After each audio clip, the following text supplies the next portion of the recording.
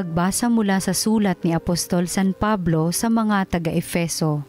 Mga kapatid, ang bawat isa sa ati binigyan ng tanging kaloob ayon sa sukat na ibinigay ni Kristo. Ganito ang sinasabi ng kasulatan. Nang umakyat siya sa kalangitan, nagdala siya ng maraming bihag at nagbigay ng mga kaloob sa tao. Ano ang ibig sabihin ng umakyat siya? Ang ibig sabihin niyan ay bumaba muna siya rito sa lupa. Ang bumaba ay siya rin namang umakyat sa kaitaasan, sa kabila ng mga langit upang malaganapan ng kanyang kapangyarihan ang kalahat-lahatan. At ang iba'y ginawang apostol, ang iba'y propeta, ang iba'y ebanghelista, ang iba'y pastor at guro. Ginawa niya ito upang ihanda sa paglilingkod ang lahat ng hinirang at ikauunlad ng kanyang simbahan. Sa gayon, tayong lahat ay magkakaisa sa pananampalataya at pagkakilala sa anak ng Diyos at magiging ganap ang ating pagkatao ayon sa pagiging ganap ni Kristo. Hindi tayo matutulad sa mga batang nadadala ng bawat aral, parang sasakyang dagat na sinisiklot-siklot ng mga alon at tinatangay ng hangin. Hindi na tayo malilinlang ng mga taong ang hangad ay ibulid tayo sa kamalian, manapay sa pamamagitan ng pagsasalita ng katotohanan sa diwa ng pag-ibig, magiging ganap tayo kay Kristo na siyang ulo. Sa pamamagitan niya ay nabubuo ang katawan mula sa mga bahaging pinag-ugnay-ugnay ng kasukasuan, at kung maayos na gumaganap ng tungkulin ang bawat bahagi, ang buong katawan ay lalaki at lalakas sa pamamagitan ng pag-ibig. Ang salita ng Diyos.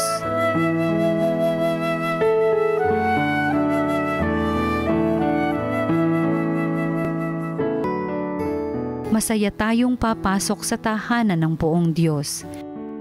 Ako ay nagalak sa sabing ganito, sa bahay ng poon ay pumasok tayo. Sama-sama kami matapos sapitin ang pintuang lungsod nitong Jerusalem. Masaya tayong papasok sa tahanan ng poong Diyos. Yaong Jerusalem kay ganda ng anyo, maganda ang ayos ng muling matayo. Dito umaahon ang lahat ng angkan, lipi ni Israel upang magsambahan. Masaya tayong papasok sa tahanan ng poong Diyos. Ang hangad ang poon ay pasalamatan, pagkat ito'y utos na dapat gampanan. Doon din naroon ang mga hukuman at trono ng haring hahatol sa tanan. Masaya tayong papasok sa tahanan ng poong Diyos. Ang mabuting balita ng Panginoon ayon kay San Lucas.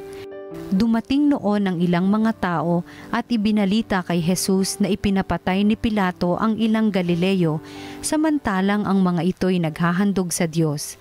Sinabi niya sa kanila, akala ba ninyo higit na makasalanan ang mga Galileyong ito kaysa ibang mga taga-Galilea dahil sa gayon ang sinapit nila? Hindi. Ngunit sinasabi ko sa inyo, kapag hindi ninyo pinagsisihan at tinalikdan ang inyong mga kasalanan, mapapahamak din kayong lahat. At ang 18 namatay ng mabagsakan ng tore sa Silo. Sa akala ba ninyo'y higit silang makasalanan kaysa ibang naninirahan sa Jerusalem? Hindi. Ngunit sinasabi ko sa inyo, kapag hindi ninyo pinagsisihan at tinalikdan ang inyong mga kasalanan, mapapahamak din kayong lahat. Sinabi sa kanila ni Jesus ang talinghagang ito, may isang tao na may puno ng igos sa kanyang ubasan. Minsan tiningnan niya kung may bunga ito, ngunit wala siyang nakita. Kaya't sinabi niya sa tagapag-alaga ng ubasan, 3 taon na akong pumaparito at naghahanap ng bunga ng punong ito, ngunit wala akong makita. Putulin mo na. Nakasisikip lang iyan.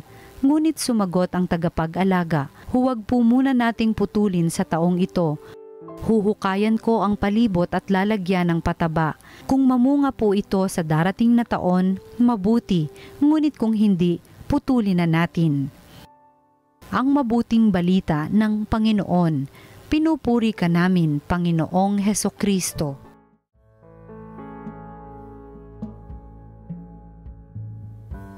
Magandang araw po sa inyong lahat. Ako po si Father Herbie Santos, Parish Priest ng Our Lady of Pentecost Parish sa Diocese ng Cubao. Welcome to Salita ng Diyos, Salita ng Buhay. Sa ating ebanghelyo, may 2 trahedyang binanggit si Jesus. Una, pinapatay ni Pilato ang ilang Galileo sa templo.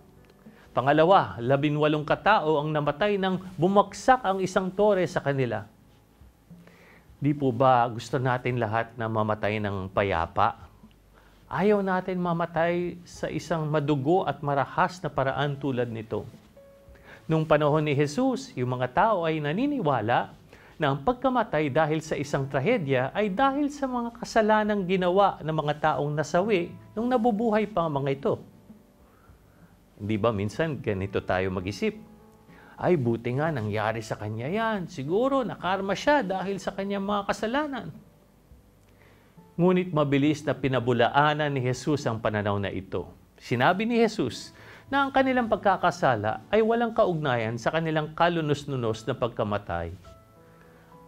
Alam naman natin na ang mabubuting bagay ay nangyayari sa masasamang tao at ang masasamang bagay ay nangyayari rin sa mabubuting tao. Pero ano ba talaga ang nais bigyang diin ni Jesus sa ating ebanghelyo? At ito rin ang punto sa atin ngayon. Ang tunay na trahedya ay hindi ang pagkamatay ng marahas na kamatayan, kundi ang pagkamatay ng walang pagsisisi. Pinapaalalahanan tayo ni Jesus. Sabi niya, sinasabi ko sa inyo, kapag hindi ninyo pagsisihan at tinalikdan ang inyong mga kasalanan, mapapahamak din kayong lahat. Naalala ko tuloy yung kwento ng isa sa aking mga dating parokyano. Nung malapit na mamatay ang kanyang asawa na hindi na isang practicing Catholic dahil siya ay may terminal illness, isang gabi umupo siya sa tabi doon sa kanilang kama. At pagkatapos ng ilang sandali ng katahimikan, nagsimula siyang umiyak. Kaya yung asawa niya, na nakita siyang umiiyak, tumingin sa kanya at nagtanong, "Oh, napapaiyak ka. Nahihirapan ka na ba? Pagod ka na ba sa kakaalaga sa akin?" Sumagot naman yung aking parokyano, "Hindi ako umiiyak para sa sarili ko. Umiiyak ako para sa iyo, sapagkat takot ako na kapag namatay ka ng walang pagsisisi, baka hindi tayo magkikita sa kabilang buhay." Tapos tinanong niya, "Gusto mo bang mag-confession ngayon?" At sumagot yung asawa niya, "Oo." Nagulat siya, kaya't agad-agad siyang tumawag ng pare. At nung dumating ang pare, yung asawa niya, nagkaroon ng isang napakagandang confession. Pumanaw yung asawa niya ng mapayapa makalipas ang 3 araw. Pero sabi niya, napakalaking blessing na nakapag-confess yung asawa ko bago siya mamatay. Mga minamahal na kapatid, kapag tayo ay may malalim na kasalanan at hindi tayo nagsisisi, tayo ay tulad ng isang puno ng igos na walang bunga. Tulad ng hardinero na nakiusap sa may-ari ng ubasan na bigyan pa ng pagkakataon ang tigang na puno ng igos. Binibigyan din tayo ni Jesus ng pagkakataong magsisi sa pamamagitan ng pagpapahaba ng ating buhay. Pinagpapaliban niya ang paghatol para bigyan tayo ng pagkakataong magsisi at baguhin pa ang ating buhay. Pero dahil buhay pa tayo, at may oras pa tayo, hindi ibig sabihin na pwede na tayo maging kampante. Ang kamatayan ay maaaring dumating na parang magnanakaw sa gabi. Kaya dapat tayong mangumpisal at tumanggap ng kapatawaran mula sa Panginoon sa pamamagitan ng sakramento ng pagbabalik loob. Ilan ba sa atin ang nagsasamantala sa pagtanggap nitong magandang sakramentong ito? Isang sakramentong nagbibigay ng kaligtasan. Kaya magandang tanungin natin sa ating sarili, gaano ba ako seryoso sa pagsisisi sa mga kasalanang nagawa ko sa pagbabago at pagiging mabunga para sa Diyos?